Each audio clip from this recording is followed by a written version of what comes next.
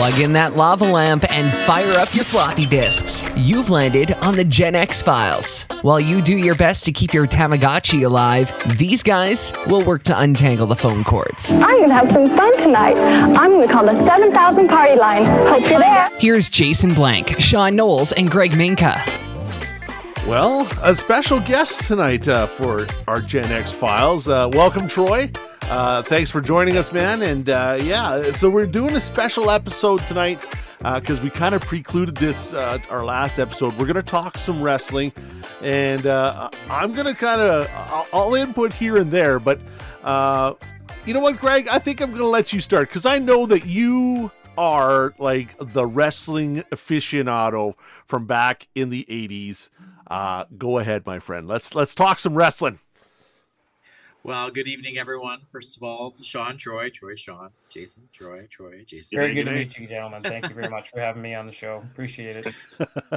Well, so yes, I don't know if I would say expert, but of course, I would say that I did have a passion for 80s and early 90s wrestling of all walks, and of course, I had a tag team partner through it all, and he's our guest on the show today, Troy Gramlich. Thank you for joining us, Troy. We couldn't do this without you, especially someone who's the muscle of the tag team. Where I was the speed and the finesse, you were the muscle behind it. So I was the power, you were the glory. Yeah, right. Well, I don't know. I had a few things jotted down. Where does it start? Fair to say, Troy, it started at WrestleMania 3. That's exactly where it started for us, I'd say. So yeah. And then before that, I got into wrestling probably way back in '86, and I remember just being up until like midnight or something like that, and then looking on the TV guide, and it said something like Saturday night main event, and of course, you know, being young, you got to have a look at it. So it was like 12:30 at night, and this came on, and it was like, welcome to a pre-recorded entertainment special of Saturday night main event. And I was hooked, like right from the very beginning, and was like, wow, this is incredible. It was so much fun. So yeah. And then my parents took us to WrestleMania 3, which was playing closed circuit in Edmonton. So Troy reminded me how many big screens it was. Where was it, Troy, in Edmonton? That was at the Shaw Conference Center. Yeah. So how many people would you say were there? 2,000? I'm guessing around the 3,000 mark. Yeah. Wow. So there was 3,000 wrestling fans watching on 3 different screens WrestleMania 3, where Andre went against Hogan, and of course Ricky the Dragon went against Macho Man, and I think from there that's really where I was completely hooked. Of course, Saturday night's main event as well, but yeah, good times. All right, Sean. Well, let's go to you, buddy, because I know that you're a diehard fan too. What hooked you into wrestling?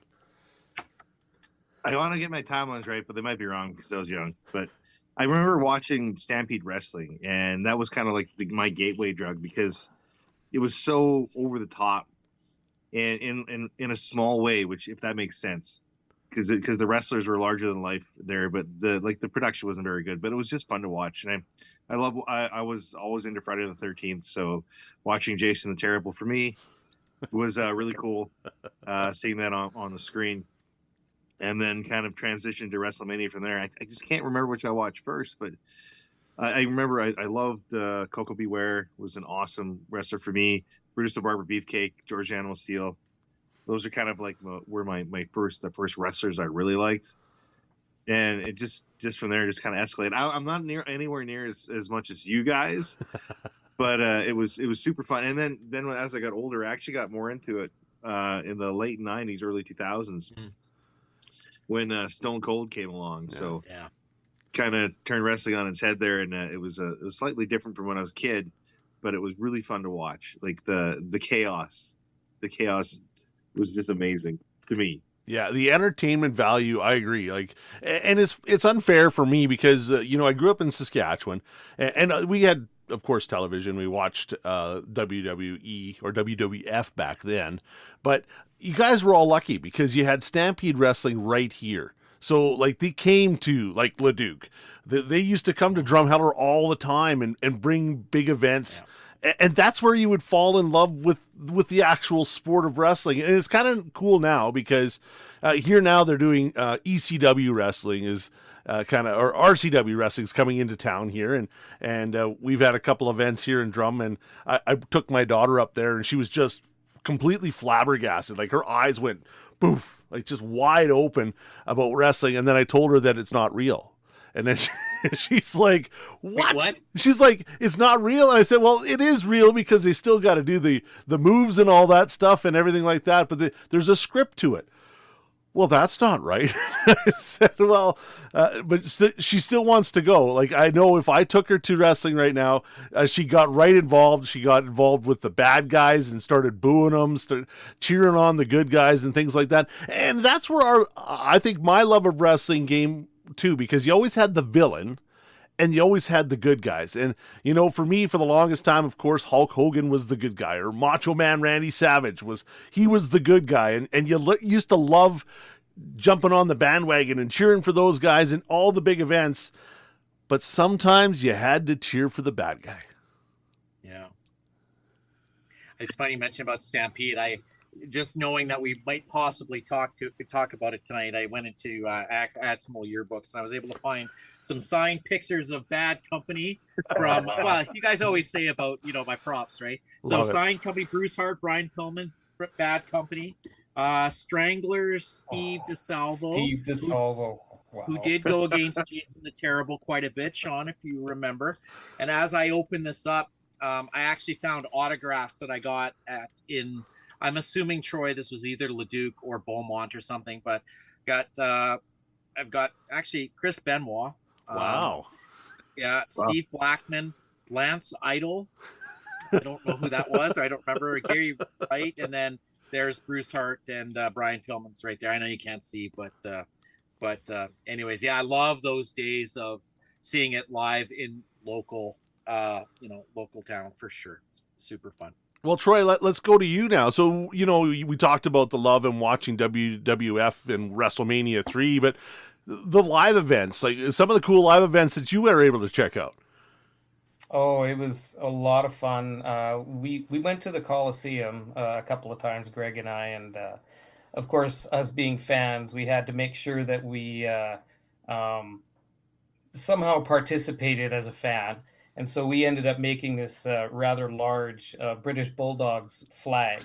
I don't even know where it is, but it was probably, I'm guessing, about 6 feet wide, 4 feet tall. And Greg and I, of course, we would hold this thing up, and the British Bulldogs, they gave us a thumbs up because we were all happy about that. So actually, I was able to dust off some pictures of the Bulldogs. They went against Demolition that night. I know these. I know this doesn't do it justice, but we had that Union Jack flag between two hockey sticks, and got a thumbs up. Do you remember driving there? What that experience was like? Troy? Yes, we were with your mom and dad, I believe, and driving there, and who was it? It was Jimmy Hart and the Honky Tonk Man, I think. Yeah. And I think he was going up against the Ultimate Warrior that day. Yeah, actually, insert Ultimate Warrior picture here. You are ready. Love it. Yeah. Love it, man. He's got the props. He's got all kinds of stuff. He's probably wearing his belts right now. He's not wearing his belts. I'd be surprised. We don't wear them. You don't wear them. Actually, Troy had a pretty decent one. But anyways, I was Honky Tonk. You're right. I love it. And they were behind us. They were behind us in a car. So my parents were driving us, and we turn around, and there's Jimmy Hart driving with Honky Tonk Wayne Ferris in the passenger seat. So of course I dive into my Pro Wrestling Illustrated book, which happened to have Ultimate Warrior, and we're holding up the picture in the back, going, of course, giving him the stink, right? But awesome. So awesome. I tell you, Greg, and this is what I'm so glad we're now in video, because these props are like, that is the stuff, right? Because people get to feel like they're there. Like, I felt like I was there now. Like, I feel like I was there with you guys. Yeah. Yeah, it was fun. Those live events were super fun. Yeah, we had a great time. It's very, very cool. So my wife just snuck in. She's stealing pop. Oh, watch it. sneaky! Yes. I tell you. So now Do you guys still follow wrestling at all? Like, are you still you're probably not as intent about it nowadays because it's kind of the storylines have gone a little bit crazy. I'm kind of with Sean when like Stone Cold, and I kind of got back into it during that era, but I've kind of lost it again. Like one of my favorite wrestlers of all time, I think, is Mr. Perfect. I loved Mr. Perfect. Oh. Yeah, I thought he was fun. And I actually Ric Flair. So to this day at the Dragons games, every time the Dragons score, I woo. Woo! Exactly. Yep. I do the Ric Flair. And, it's funny. And it was actually a tradition started by my cousin Grant. When he lived here the very first year of the Dragons, he was my guy in the crowd. And that's what he did when the Dragons was scorer. So when he ended up moving back to Moose Jaw, and I said, well, I'm going to take over for you. Can I keep that? And he's like, yeah. So, and we've done that for 21 years of Dragons hockey. We have done the Ric Flair woo. So don't tell Ric Flair. But yeah exactly. but that's it's come after you. Yeah, I know, right? Order for every time. Exactly right. But There's only one Nature Boy. There is only one. But that's the cool thing about it, though, is that connection our generation has with wrestling. Like honestly, I think that's what wrestling needed. Like that's what kept the WWF and the WWE now going, was all of us guys when we were kids watching all these guys, and then that next generation where we watch the next generation of wrestlers.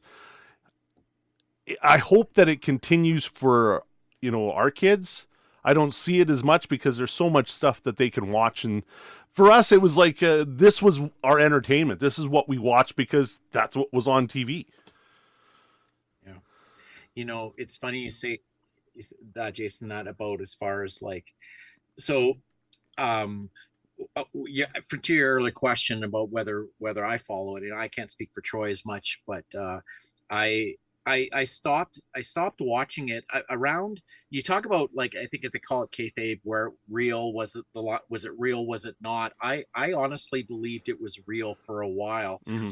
And then I started to piece it together. Of course, my dad would come downstairs and my brother and I'd be watching Stampede and be like, oh, he's not even hitting the guy. Oh, he's just stomping the mat. He'd sit and watch for 15 minutes. Right. But I can remember where I was like, hey, wait a minute, this is getting a little bit silly, was when Papa Shango cursed the Ultimate Warrior. I don't know if you guys remember that storyline. He started throwing up. That's kind of when I was like, wait a minute. Yeah. I don't think this is legit. But that being said, I think I'm the same for you both. I got definitely back into it when Stone Cold, the rise of Stone Cold, The Rock. Yeah. The Attitude Era. Well, yeah, you kind of had to, right? Because the ridiculousness, in a way, like in a good way, came back. Like I'll always remember Stone Cold riding down on the beer truck. Yeah. Right. And it's so ridiculous. It was awesome. And just that attitude. It's like, that's my drunk uncle. Yeah. Exactly right. Yeah. But it's kind of interesting now because like the whole Vince McMahon situation and all that kind of got a little bit skewed, and it honestly took away from the actual entertainment value because the storylines were getting so I hate to use this term, but like soap opera-ish. Like it was just getting to be further and further away from the actual wrestling in the ring, right? It was all the athleticism. Yeah, exactly. And that's kind of what turned me off. So like I go watch the RCW stuff, and I know like these guys, it was funny because I was up there before the event, and you can see they're working on the whole show and trying to figure out how it's going to happen and stuff like that. But there's still, it's that part. It's not more about the story. It's more about the actual matches and the grassroots wrestling. And I think that's what's going to keep wrestling going. I think so anyways. Yeah. I think it's those memories of those type things. Like those storylines that weren't so soap opera-ish, and they were just kind of fun. Back in the late 80s, early 90s, my mom worked at the Nisku Inn, and that's where all the wrestlers stayed. It was at the Nisco Inn. So she would come home sometimes when there was an event in town. She's like, guess who I saw today? When she talked to Ted DiBiase, she talked to Big Boss Man. She did meet Andre the Giant. And just all that stuff, but she never brought us anything. Nothing. Were you hoping for a snake, Sean? Were you hoping for a snake? Yeah. Or a broken guitar. I'd take a broken guitar, right? Yeah. Oh, yeah. Or a 2x4. Yeah. Or a 2x4. Yeah. Exactly. Yeah, hacksaw. Yeah. How can you forget Hacksaw Jim Duggan? He was one of my faves too, totally. Yeah. Yeah, and actually it's funny because I still follow him on social media because he's actually still does a lot of appearances and things like that. And, you start thinking like Bret Hart, you still see him quite often. Nice. Andre. Yeah. Andre. Nice, Andre. I like it. So that's what I really loved about the wrestling too is the characters. Like there are so many great characters. Like everybody knows Hulk and everybody knows Macho Man, but there were so many good ones when we were growing up that Mr. Perfect. He was one of a kind. There was only one, or Ric Flair, one of a kind, right? Those are bulldogs. Exactly. Yeah. Yeah. Did you guys There's a lot of remember guys that we didn't even know about either. Like all in what's the other one? NWA stuff like that Dusty became Rhodes WCW. and the Four Horsemen and all those guys, and we didn't know really too much about them. No. It was all WWF, and that was it. Yeah. And then I think Greg had some Pro Wrestling Illustrated stuff, and so I started kind of watching a little bit of that. And I remember renting War Games: The Match Beyond. Oh yeah. And that was incredible. But yeah, it's incredible some of the stuff that we never really got to see that down south that they got all exposure. And all I had was like Stampede Wrestling, which was fantastic. And obviously WWF. So Do you guys remember the one guy in the WWF that always lost? I think he only won one match, the One Man Gang. Oh, no. Are you talking about One Man Gang? Or are you talking about Brooklyn Brawler? Oh, maybe. Oh, were they Or the Barry same? Horowitz? Or Barry Horowitz? Yeah. But I just remember I'd see the One Man Gang come out against somebody because it was Monday Night Raw, because those guys never win, and he's coming down, and he always loses pretty quickly. But it might have been the Brooklyn Brawler. Actually, you might be right. And one time he won, and I was shocked. Yeah. He was managed for a short time by Bobby the Brain against the Red Rooster, Terry Taylor, when it was the Battle of the Jobbers. I love it. Wow, those who's are some deep who's the cuts ref? there. Danny something? Yeah, Danny Davis was the evil Danny referee Davis, who took the belts from the Bulldogs, gave them to the Hart Foundation, and then joined the Hart Foundation. Yeah. Wow. Like Sean just said, those are some deep cuts. Like those are names that I haven't heard since I was like, well, I won't date myself, but since I was younger back then, those are some wow. Now, did you guys actually watch the Saturday morning cartoon with the wrestlers in it? Yes. Yeah. Do you remember what it was called? Because I can't remember what it was called. Hulk Not Hogan's offhand. Rock and Wrestling. That's what it was. Right. Yeah. You're And awesome.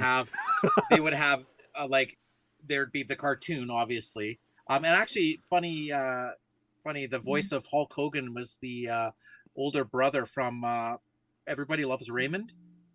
He was the voice of Hulk Hogan in the cartoon. What's his name? But anyways, yeah. It's Eric something, I think. yeah, and they cut in between live action and the cartoon. Yeah, I watched it, loved it. That's just so cool. Talking about like just still following Jason, like all these wrestlers and managers, and gosh, Eric Bischoff, they do podcasts, right? And they talk about why they did what they did and who they signed when they did. And that part I still find very, very interesting about like what behind the scenes, why they did what they did in storytelling. Why did Ricky Steamboat lose the title 3 months after taking it from Savage to the Honky Tonk? Because he wanted to be with his wife, and they were just and he wanted to take time off. And Vince McMahon's like, no, you're the champ. You stay the champ, or you be with your wife, and that's why he lost. Like all of the inner workings behind on who lost, who won, why they did it. $1 Million Man you spoke of earlier on why he was actually supposed to take the title at WrestleMania 4.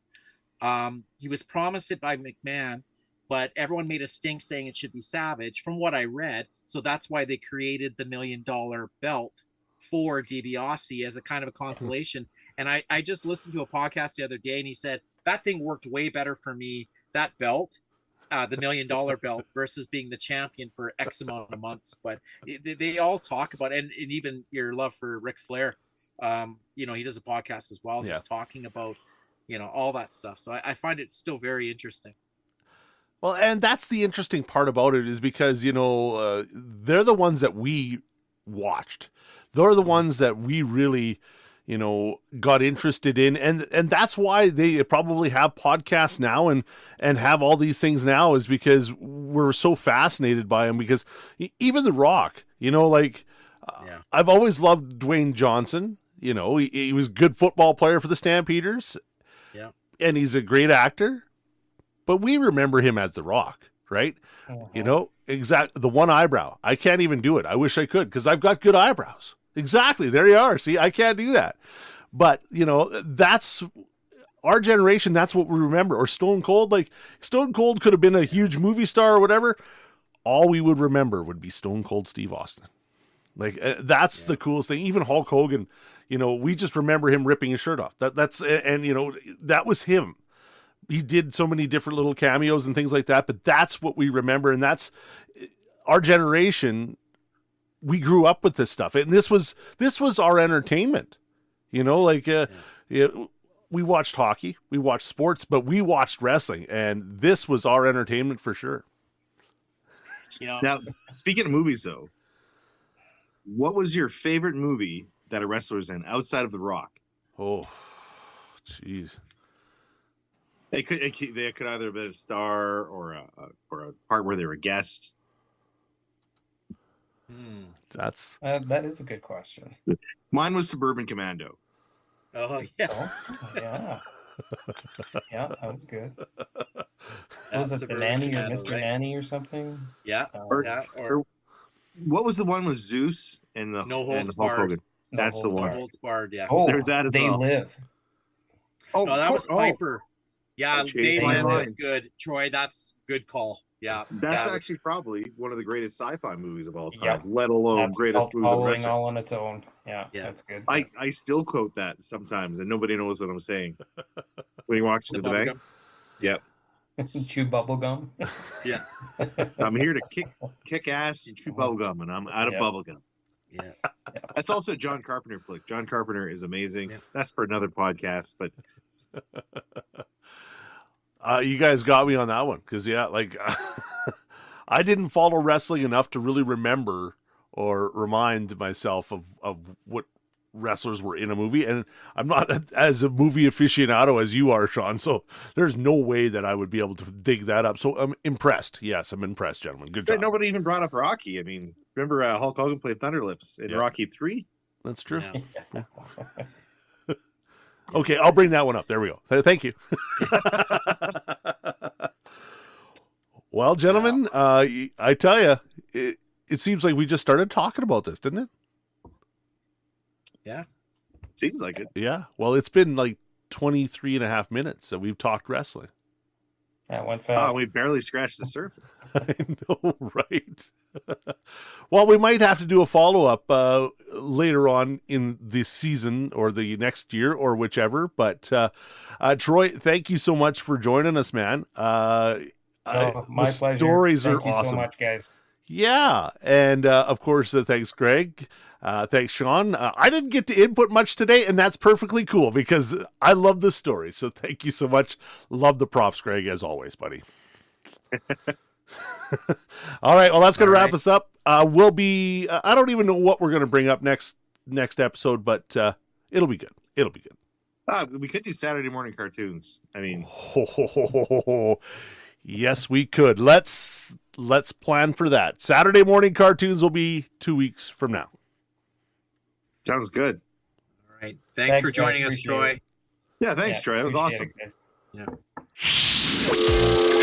All right, time to power down our old school computers and flip our CDs back into their cases. Thanks for listening to the Gen X Files. Hosted by Jason Blank, Sean Knowles, and Greg Minka. Production assistance from Scott Mitchell. Produced by Blankman Productions. Remember, be kind, rewind. Quick, rewind it! And keep rocking those aviators and Doc Martens.